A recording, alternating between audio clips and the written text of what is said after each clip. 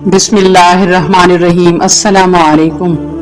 आज हम आपको बताने वाले हैं कि मोर को जन्नत से क्यों निकाला गया, जो कि बहुत ही खूबसूरत परिंदा है और जब अपने पंख फैलाता है तो बहुत ही खूबसूरत और दिलकश नजर आता है, लेकिन अपने पाँव को देखकर क्यों रोता है और ये सब कैसे हुआ। तो हजरत आदम अलैहिस्सलाम और अम्मा हव्वा की तख्लीक के बाद अल्लाह पाक ने इन्हें जन्नत में दाखिल कर दिया और हुक्म दिया कि जन्नत की हर नेमत से फायदा सिवाय शजरा ममनुआ के। चूंकि शैतान सजदा ना करने की वजह से मरदूद हो गया तो अल्लाह पाक ने उसके जन्नत में दाखिल होने पर भी पाबंदी लगा दी। सांप और मोर जन्नत से आए हुए जानवर हैं।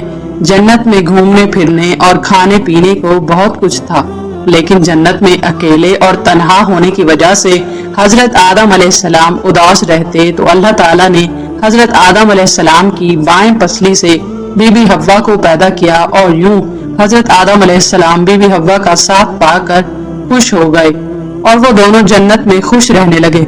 जबकि शैतान चाहता था कि मैं किसी न किसी तरह हजरत आदम अलैहिस्सलाम और अम्मा हव्वा के दिल में कोई ऐसा वसवसा डालूं जिसकी वजह से वो जन्नत में रहकर कोई ऐसा काम करें जिसकी वजह से अल्लाह ताला इन दोनों से नाराज होकर इनको भी जन्नत से निकाल दे। शैतान को इस बात के बारे में इल्म हुआ कि अल्लाह ताला ने हजरत आदम अलैहिस्सलाम को हर किस्म का फल और अनाज खाने की इजाजत दे रखी है, लेकिन खुदा ने इनको गंदम खाने से सख्ती से मना फरमाया है। शैतान 300 साल तक जन्नत के दरवाजे पर बैठा रहा कि कोई भी जन्नत से बाहर आए तो शैतान इससे बात करके जन्नत में दाखिल हो जाए। एक दिन मोर जन्नत के दरवाजे से बाहर आया। शैतान इसको देखकर बहुत ही खुश हुआ और इसको कहने लगा कि तुम तो बहुत ही खूबसूरत हो। शैतान ने इस परिंदे से पूछा कि तुम कौन हो जो इतनी खूबसूरती रखते हो।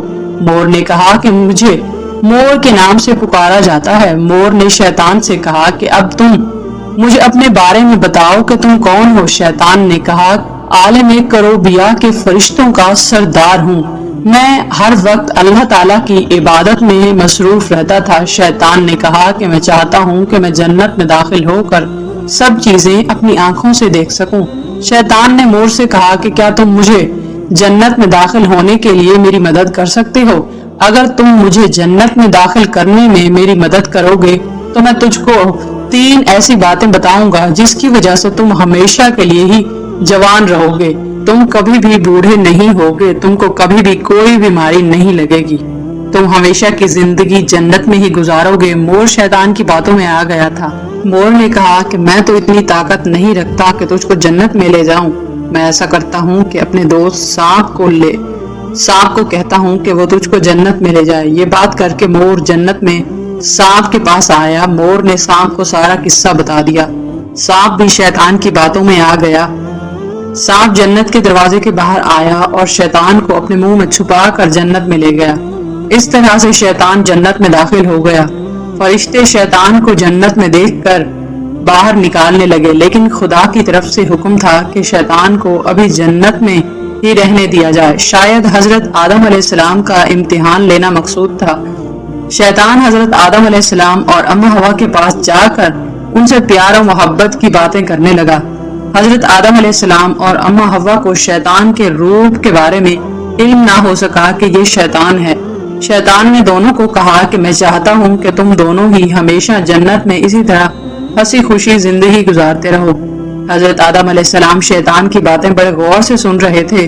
दोनों ने पूछा कि हम किस तरह हमेशा की जिंदगी जन्नत में गुजार सकते हैं। शैतान ने कहा अगर तुम दोनों गंदम के अनाज को चख लो तो तुम हमेशा ही जन्नत में खुशबाश जिंदगी गुजारने में कामयाब हो जाओगे। शैतान की बात सुनते ही हजरत आदम अलैहिस्सलाम के दिल में खुदा का खौफ पैदा हो गया कि खुदा ने हमको गंदम खाने से सख्ती से मना फरमाया है। लेकिन अम्मा हव्वा शैतान की बातों में आ गई। अम्मा हव्वा के कहने पर हजरत आदम अलैहिस्सलाम ने भी गंदम के दाने खा लिए। गंदम के दाने खाते ही अल्लाह ताला ने हुक्म दिया कि इन दोनों को जमीन पर अलग अलग मकाम पर उतारा जाए। तो अल्लाह ताला के हुक्म के मुताबिक फरिश्तों ने दोनों को जमीन पर उतार दिया। शैतान अपना बदला लेना चाहता था और ऐसा करवा कर शैतान अपना बदला लेने में कामयाब हो गया था, क्योंकि जब अल्लाह ताला ने शैतान को कहा था कि हजरत आदम अलैहिस्सलाम को सजदा करो तो शैतान ने खुदा के हुक्म की नाफरमानी की। جس کی وجہ سے شیطان کو جنت سے نکال دیا گیا تھا۔ جس خوبصورت پاؤں سے مور نے اپنے پنجوں میں سانپ کو اٹھایا تھا اور شیطان کو سانپ کے منہ کے ذریعے جنت میں داخل کیا تھا، اللہ تعالیٰ نے مور کے پاؤں کی خوبصورتی کو بدصورتی میں بدل کر رکھ دیا۔ اسی وجہ سے مور اپنے پاؤں کو دیکھ کر روتا ہے۔ سانپ نے شیطان کو منہ میں چھپا کر جنت میں داخل کیا تھا تو اللہ تعالیٰ نے ہمیشہ کے لیے سانپ کے منہ میں زہر بھر دیا۔ اس طرح اللہ تعالیٰ نے مور اور سانپ کو جنت سے باہر نکال دیا تھا۔ حضرت آدم علیہ السلام اور حضرت اماں حوا کئی سالوں تک خدا سے رو رو کر معافیا مانگتے رہے۔ کئی سالوں کے بعد اللہ تعالیٰ نے دونوں کی دعا کو قبول فرماتے ہوئے دونوں کو آپس میں ملا دیا۔ اللہ تعالیٰ سے دعا ہے کہ اللہ تعالیٰ ہمیں شیطان کے شر سے اپنے حفظ و امان میں رکھے۔ اللہ تعالیٰ آپ کا اور ہمارا حامی و ناصر ہو۔ اللہ حافظ۔